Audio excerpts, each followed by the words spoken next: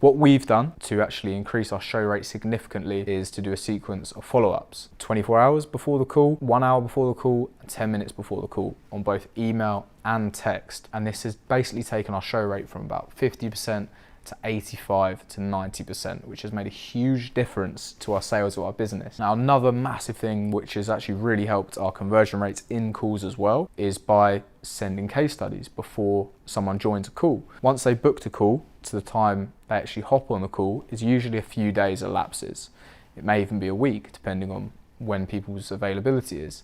But during that time, you don't just want to completely forget about them. This is your chance to actually build trust and give them something to talk about in the call, right? So what you want to do is be sending over case studies. You want to be sending over previous results. You want to be sending over information, value, the agenda of the call, anything that's just going to help warm them up, bring them up to speed with everything that you're going to be discussing. This will significantly increase your conversion rates, and it's something that we put in place and it's made a huge difference. The second big problem faced by companies that isn't just lead generation but directly correlates to lead generation is actually your retention and your churn rate.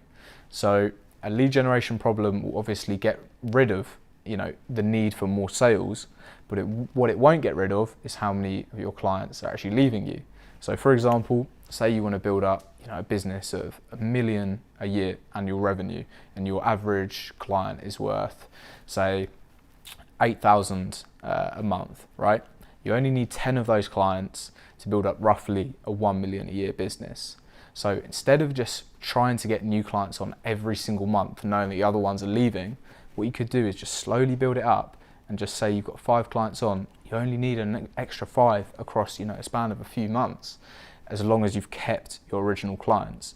The reason that retention is so important is it usually costs so much more to get a new client on than to keep one of your current clients. So the cost of acquisition is much higher than the cost of retention.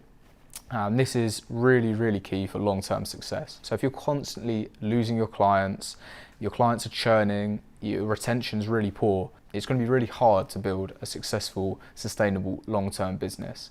And ultimately, lead generation is not going to solve your problem of retention. The only thing that will solve your problem of retention primarily is your product or your service. Making that better, constantly doing user feedback forms, constantly talking to your clients, better communication, all of these things are going to significantly improve your retention. And the reason that it correlates so much to lead generation is as soon as you have higher retention, your clients obviously value your product and your service more, which means you can create more case studies from it. All right, which I'm going to get onto in a little bit, just talk about the value of the case studies. But the better your service, the better your product, it makes it a hell of a lot easier to market, because if it works for other people, people love to relate to others. If it works for someone else, they'll most likely try it.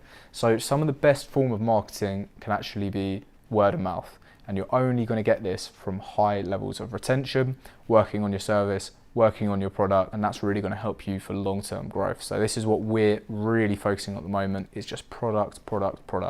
How can we make our service much better?